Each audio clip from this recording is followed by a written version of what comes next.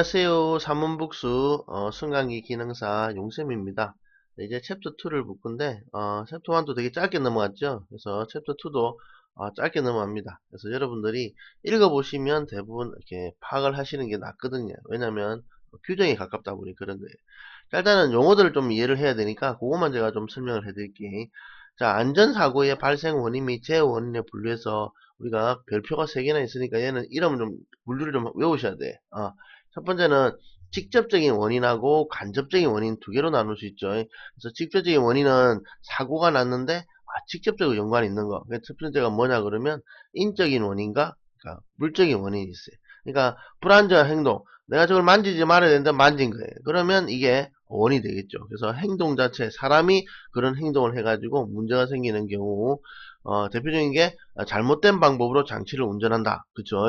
또는 개인 보호구를 착용하지 않는다. 착용했으면 안 다칠 건데 그걸 안 해가지고 다친 경우, 그쵸? 꼭 말 안 듣는 애들이 있어. 그런 경우입니다. 반면에 물적인 원인은 장치 자체가 문제가 있는 경우에, 그래서 원래는 이상이 없어야 되는데 원래부터 불량을 갖다 놓은 거예요. 그러면 얘가 뭐 부사지든지 망가지든지 떨어지든지 이런 사고가 생길 수 있겠죠.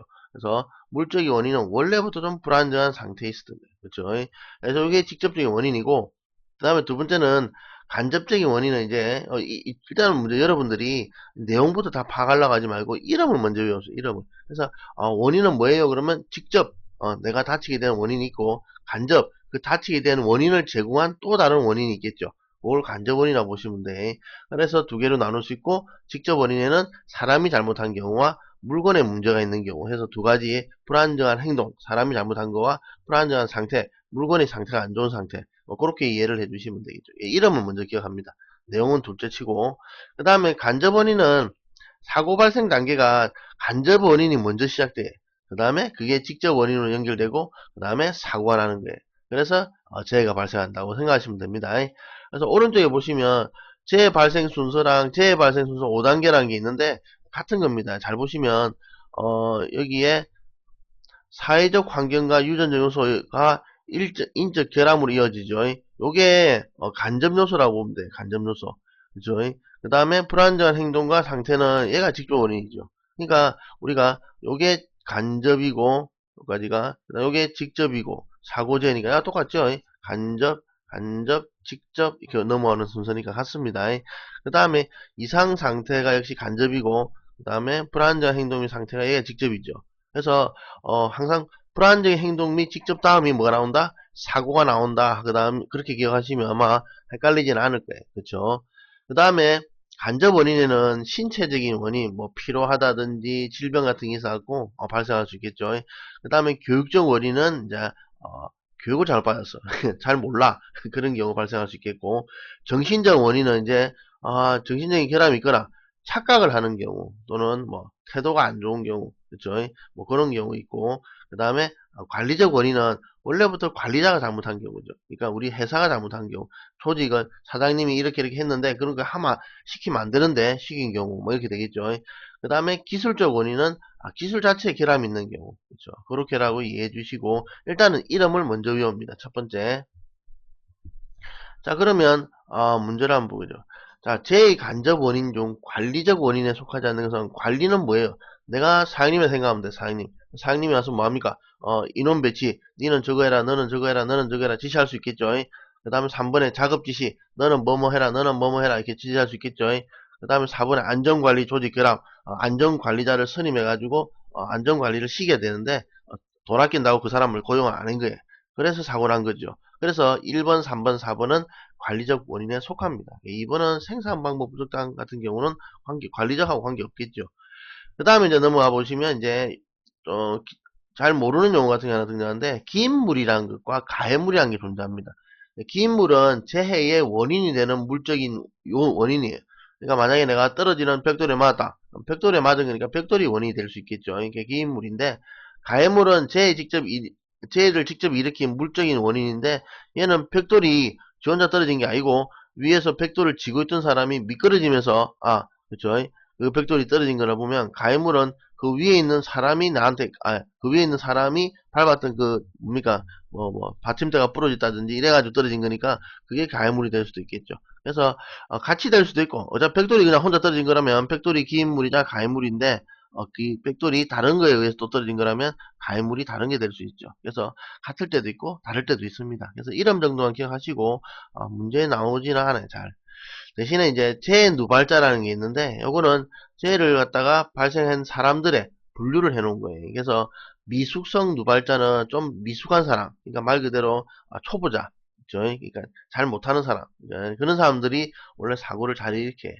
그 다음에 두 번째는 상황성 누발자 해가지고 상황이 안 좋은 상황, 그러니까 어려운 작업 상황, 작업 자체가 어렵거나 아니면 이 사람 상태가 좀 안 좋은 거예요. 그래서 오늘 작업할 상황이 아닌데요, 뭐 이런 사람, 이런 경우에 생기고, 습관성 누발자는 우리가 습관이 된 거예요. 습관이라는 것은 한 번, 두 번, 세 번, 여러 번 했다는 얘기죠. 그러니까 얘는 이미 이러한 재해를 한번 겪은 거예요. 겪어가지고 그런 거에 대한 트라우마 같은 게 있는 사람들, 그러면 습관성 누발자가 될 수 있고, 그 다음에 우리 습관성 누발자의 대표적인 게 뭐냐 그러면 지하철에서 이렇게 인명사고가 나게 되면 그 운전하시는 분들이 굉장히 스트레스를 많이 받아요. 왜? 자기 눈앞에서 사람이 부딪히는 걸 봤잖아요. 그래서 그 다음부터는 운전대를 잘 못 잡는 이런 상황이 발생하는 거예요. 그런 거. 그 다음에 소질성 누발자는 원래부터 좀 잘난 척하거나 좀 깐깐하거나 아니면 좀 이렇게 까불까불거리거나 이런 애들 있죠. 이런 애들이 이제 재해를 일으킬 줄. 내가 네 까불 때부터 알아봤다 이런 말 있잖아요. 그렇죠? 자, 일단은 내용은 잘 모르겠어도 일단 여러분들이 항상 이름을 먼저 외우도록 합니다. 왜? 어차피 시험 문제는 이름을 먼저 묻는 문제가 먼저 나와요. 항상. 자, 그래서 제 누발자의 유형이 아닌 것은 미숙성이 있었죠. 그래서 내가 잘 못하는구나. 상황성이 있었죠. 일할 상황이 아닌데 습관성이 있었습니다. 이미 한번 겪어봤어요. 뭐 이런 거. 그래서 자발성이 없고 소질성이 있었죠. 그렇게 정리를 해두시면 되고, 자, 그 다음은, 발견시. 자, 사고를 발생했으면 내가 발견을 했을 때 어떻게 할 것이냐가 나오는데, 일단 어떤 사고가 발생했는지 알아야겠죠. 추락은 뭡니까? 당연히 떨어지는 거. 충돌은 뭐겠어요? 부딪히는 거. 전도는 뭐겠어요? 미끄러지거나 넘어지는 게 전도입니다. 그래서 요거는 잘 사람들이 쓰는 용어가 아니다 보니까, 자, 한번 읽어보시고, 낙하는 당연히 떨어지는 물체에 맞는 겁니다. 이게 추락하고 낙하가 좀 달라요. 그 다음에 협착은 낑기는 거, 기계 사이에 낑겨가지고 이렇게 말려든 거. 이 사고가 상당히 인명사고가 높죠. 협착하고 추락이. 그 다음에 전기는 이렇게 감전사고가 위험하죠.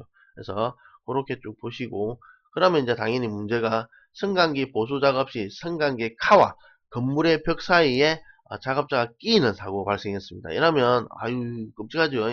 이런 사고는 뭐다? 낑겼으니까 협착이겠죠. 그래서 1번 협착 이렇게 되죠. 자, 그 다음에 인명사고 해소를 위한 긴급조치는 우리가 여러가지 조치가 나오시는데 요거는 읽어보시면 될 거고, 그 다음 문제를 한번 풀어보죠.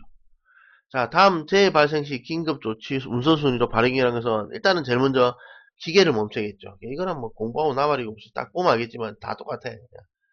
그 다음에 두 번째는 뭐예요? 그러면 사람이 다쳤으니까 기계를 멈춰놓고 바로 사람을 살리는 행동을 먼저 해야겠죠. 그래서 응급조치가 먼저 들어갑니다. 그 다음에 응급조치에서 사람을 살려놨으면 뭡니까?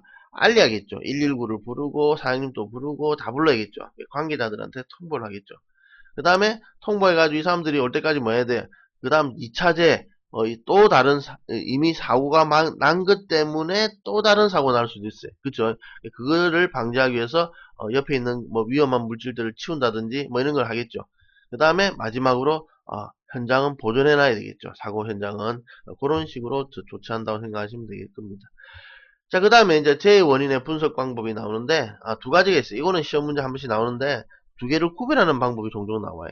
그래서 개별적 원인 분석은 재해를 한 개 한 개씩 이렇게 분석하는 건데 보통 상세히 분석하고 그 다음에 큰 사고 같은 경우 특수재해나 중대사고일 때 그 개수가 한두 개가 이렇게 적은 것만 분석하는 경우가 있죠. 그 다음에 어떠한 결함이 있는지를 발견이 될 거고, 반면에 통계적 원인 분석은 한 개의 사고 가지고 통계를 내지를 못해.